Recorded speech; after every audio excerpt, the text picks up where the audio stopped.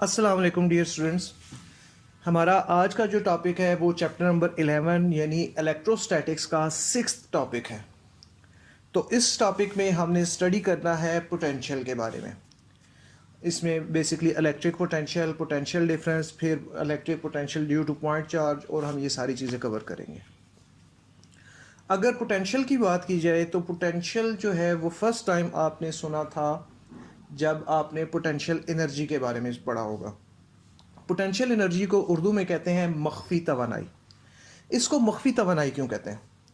हम मिसाल इस तरह लेते हैं कि हमारे पास एक गाड़ी है जो कि मूव कर रही है, और वो जब किसी रुकी हुई चीज़ से टकराती है तो उस चीज़ को ड्रैग करके आगे ले जाती है।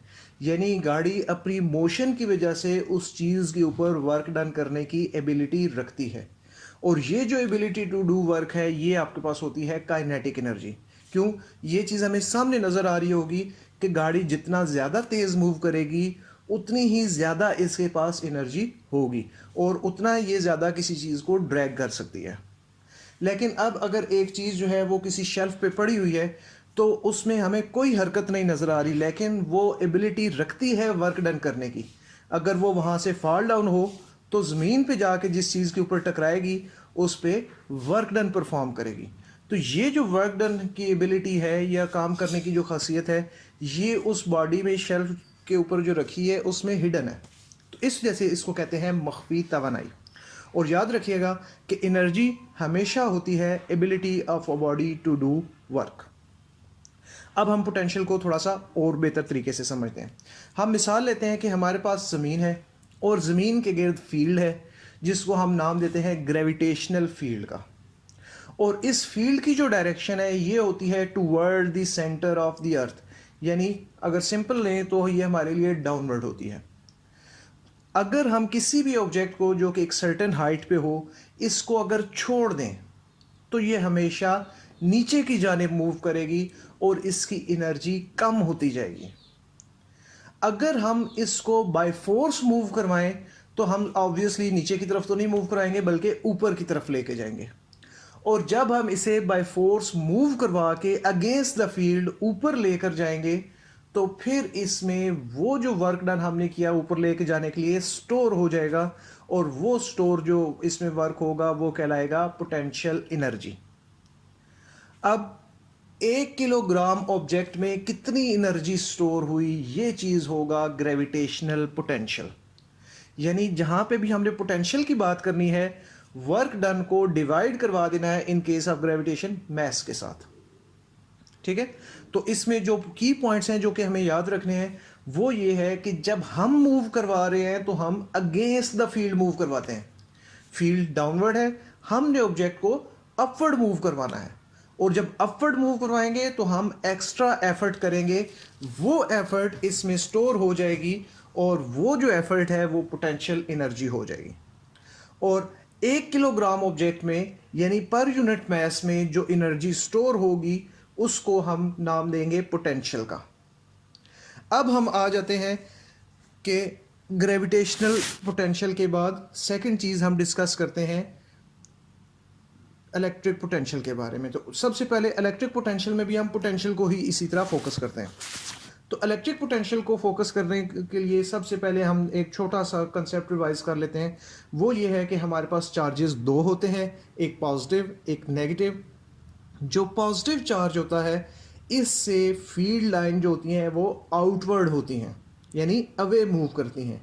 और जो नेगेटिव चार्ज होता है इसमें जो फील्ड लाइंस की डायरेक्शन होती है वो इनवर्ड या डाउनवर्ड होती है।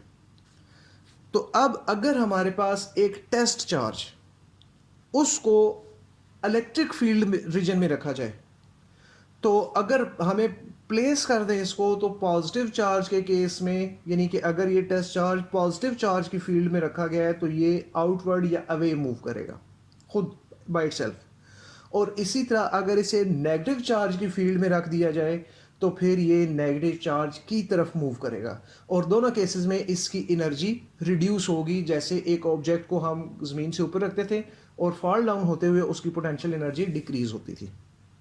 अब अगर हम इसे एक्स्ट्रा एफर्ट के साथ मूव करवाएं ऑपोजिट टू द फील्ड, हम मिसाल ले लेते हैं पॉजिटिव की। कि अगर पॉजिटिव चार्ज के फील्ड में हमने एक टेस्ट चार्ज को रखा हुआ है और हम इस टेस्ट चार्ज को फील्ड की डायरेक्शन में मूव करवाएं तो फिर तो ये एनर्जी रिड्यूस होगी, लेकिन एक्स्ट्रा एफर्ट दे के एक्स्ट्रा फोर्स एक्सर्ट करके हम इसे टूवर्ड पॉइंट चार्ज लेकर जाएं तो फिर इसमें एनर्जी स्टोर होना शुरू हो जाएगी, क्योंकि हम वर्क डन परफॉर्म कर रहे हैं और ये जो वर्क डन हम परफॉर्म कर रहे हैं ये इसमें स्टोर होगा और ये जो वर्क डन स्टोर होगा इसको हम नाम दे देंगे इलेक्ट्रिकल पोटेंशियल एनर्जी। अब ग्रेविटेशन में मैसेज होती थी, इलेक्ट्रोस्टैटिक्स में चार्जेस होते हैं। तो इस वजह से अगर हम पोटेंशियल एनर्जी को डिवाइड कर दें चार्ज के साथ कि एक कूलम चार्ज में कितनी एनर्जी स्टोर हो रही है, वो आपके पास हो जाएगा इलेक्ट्रिक पोटेंशियल। फिलहाल हम पोटेंशियल का वर्ड यूज़ करते हैं क्योंकि हमने आगे दो टर्म यूज़ करनी है, पोटेंशियल और इलेक्ट्रिक पोटेंशियल और पोटेंशियल डिफरेंस।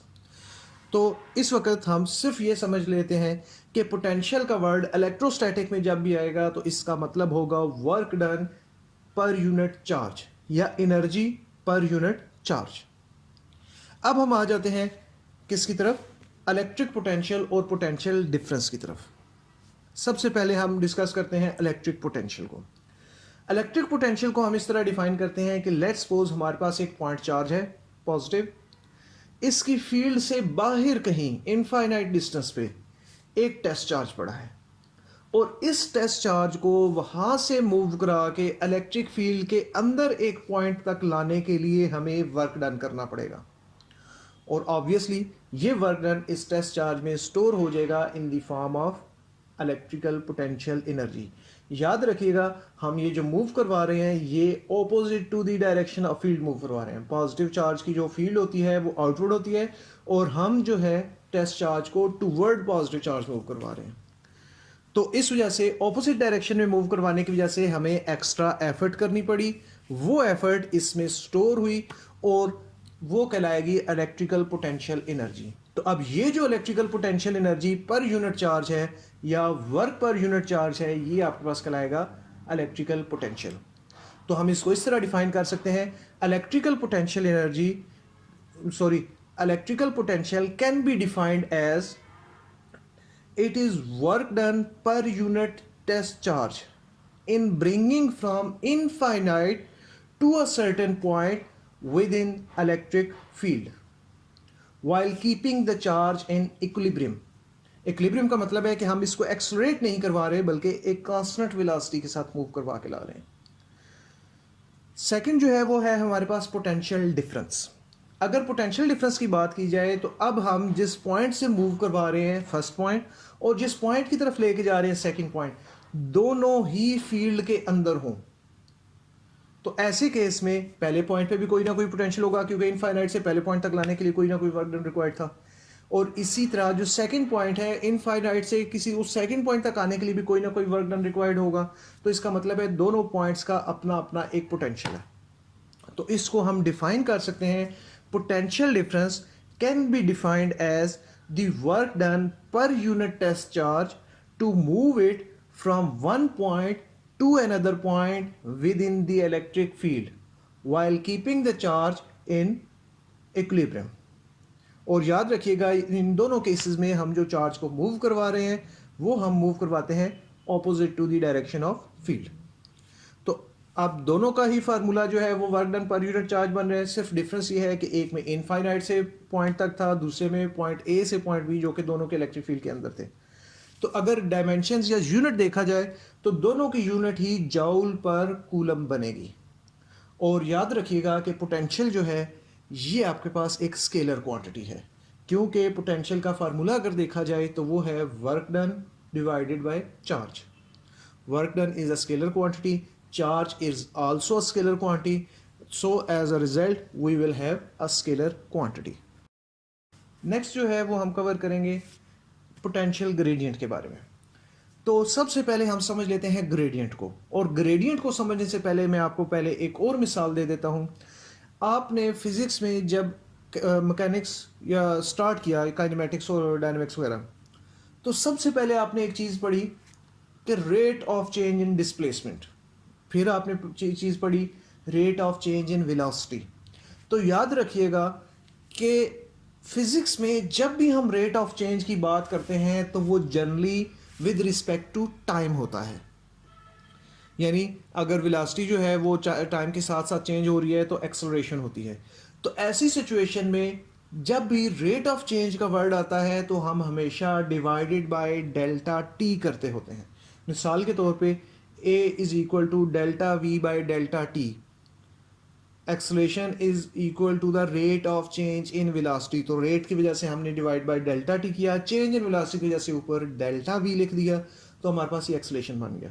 इसी तरह एक और जो मिसाल लेते हैं वो हम कहते हैं कि rate of change in momentum is equal to applied force.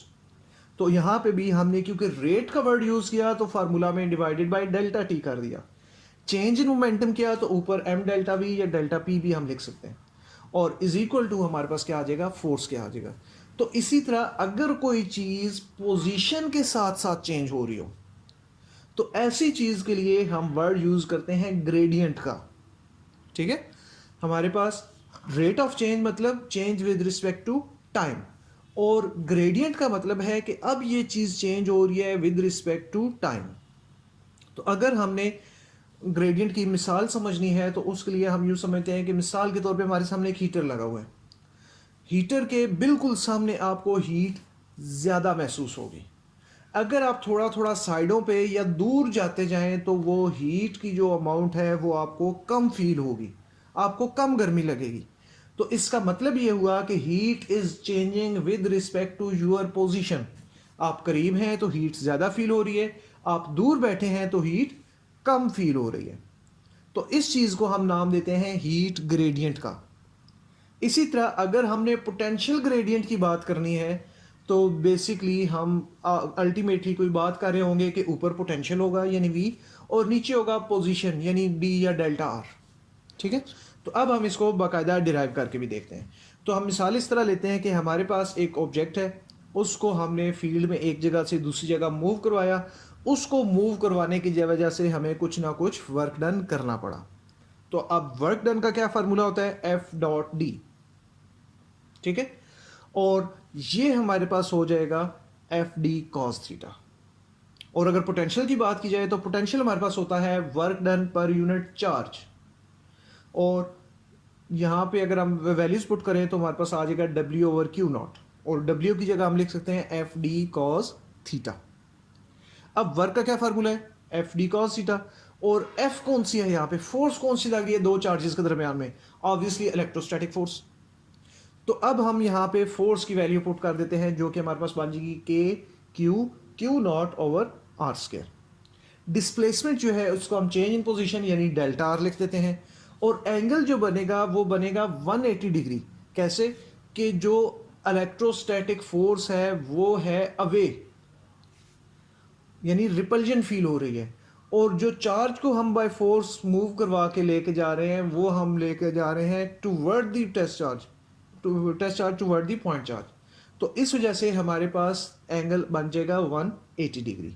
तो इसको अगर हम सॉल्व करें तो हमारे पास क्यू नॉट से कैंसिल हो जाएगा, हमारे पास बन जाएगा minus K Q over R square into delta are.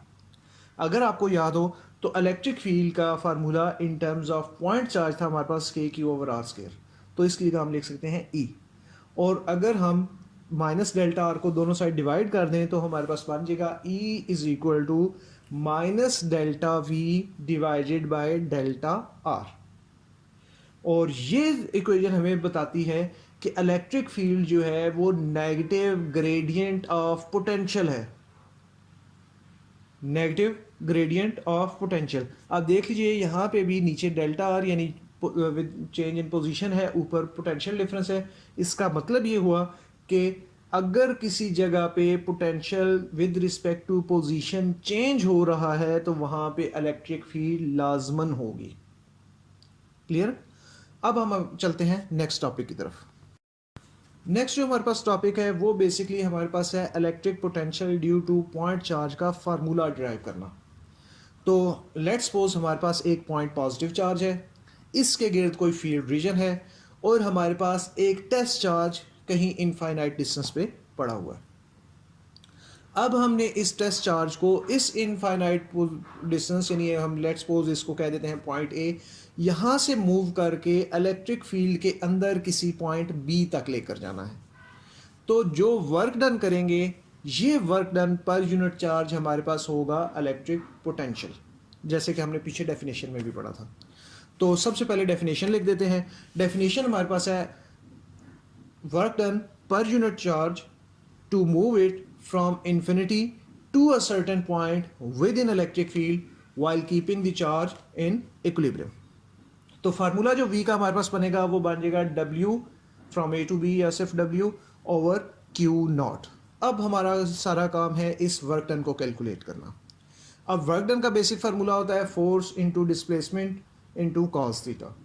तो फोर्स की वैल्यू यहाँ पे या फोर्स इन दोनों के दरमियान कौन सी होगी? फोर्स इन दोनों के दरमियान होगी इलेक्ट्रोस्टैटिक फोर्स, और हमें पता है कि इलेक्ट्रोस्टैटिक फोर्स जो है वो पोजीशन डिपेंडेंट है। जैसे जैसे डिस्टेंस चेंज होता जाएगा फोर्स की वैल्यू चेंज होती जाएगी। तो अब अगर फोर्स चेंज हो रही है, हमने तो वर्क डन के फार्मूला में फोर्स की एक वैल्यू पुट करनी है। ऐसी सिचुएशन में हम हमेशा टोटल पाथ को स्मॉल पार्ट्स में डिवाइड कर लेते हैं, और हर स्मॉल पार्ट का जो आपके पास होता है पैच, इसके लिए फोर्स कांस्टेंट होती है। तो अब हमने सबसे पहले कैलकुलेट करना है work done from A to R1, फिर R1 से R2 पे, और इसी तरह करते करते B तक। तो सबसे पहले हमारे पास आ गया work done from A to 1, और इसका फार्मूला ऑब्वियसली क्या होगा? FD cos theta.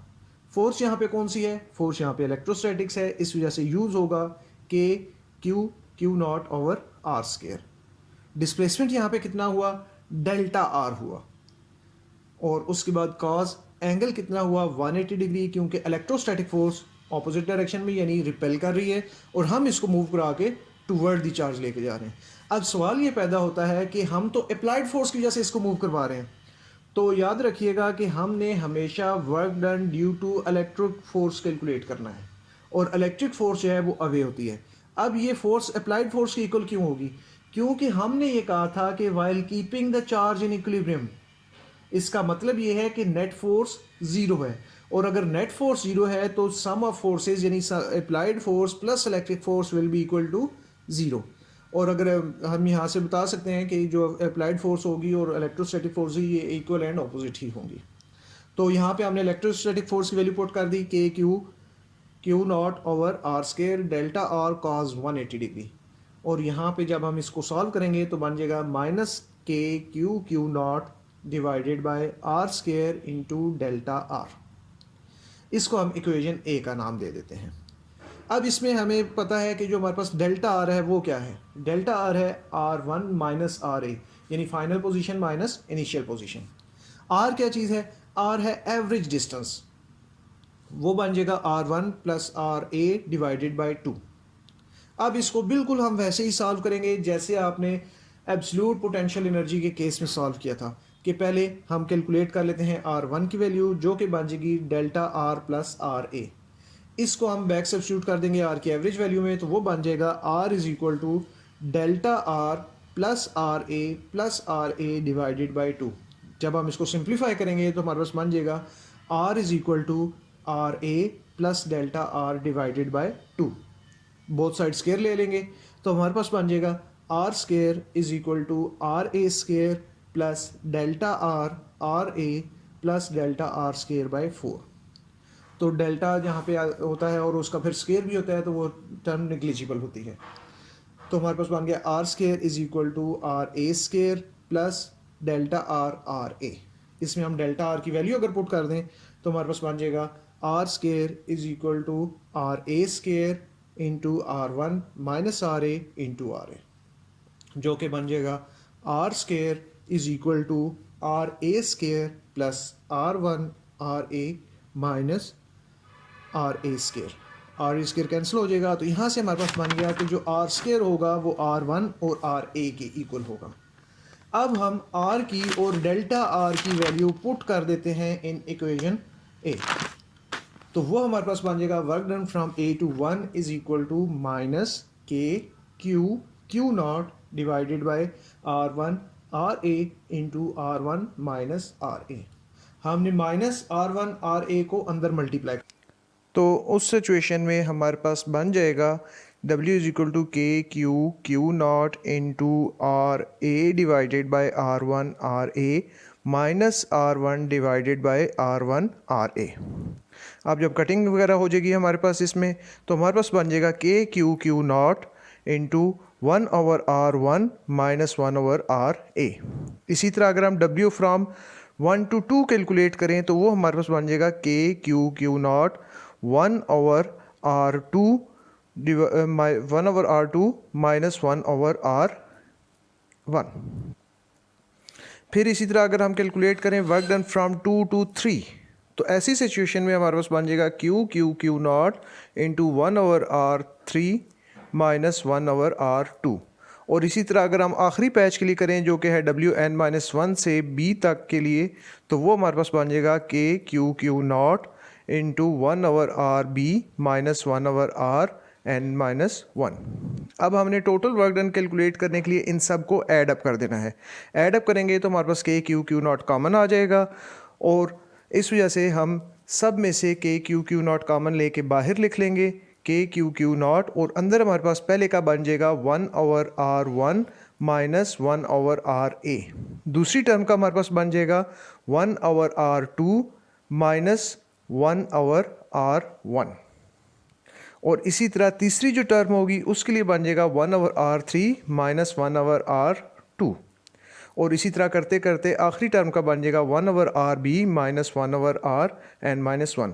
अब हमारे पास देखें कटिंग में R1 जो है वो R1 के साथ कैंसिल हो जाएगा, R2 की भी एक नेगेटिव टर्म होगी कैंसिल हो जाएगा, R3 की भी कोई नेगेटिव टर्म होगी। सिर्फ जो है फर्स्ट टर्म की कोई पॉजिटिव टर्म नहीं है, और लास्ट जो RB वाली टर्म है उसकी कोई नेगेटिव नहीं है। तो हमारे पास आ जाएगा W इज इक्वल टू के Q not into 1/RB minus 1/RA। अब हम कहते हैं कि A पॉइंट अगर इनफाइनाइट पे हो और B पॉइंट किसी भी R डिस्टेंस पे हो, तो तब हमारे पास जो वर्क डन है या जो पोटेंशियल एनर्जी है वो हमारे पास बन जाएगी K Q naught over R। जो 1/RA वाली टर्म है वो हमारे पास 1/∞ 0 हो जाएगा। तो पोटेंशियल हमारे पास क्या था, work done per unit charge या potential energy per unit charge. तो जब हम इसमें वैल्यू पुट करेंगे तो हमारे पास पोटेंशियल की वैल्यू आ जाएगी V इज इक्वल टू के क्यू ओवर R, और के की हम वैल्यू भी पुट कर सकते हैं 1/4πε0 क्यू ओवर R। ये हमारे पास है electric potential due to point charge.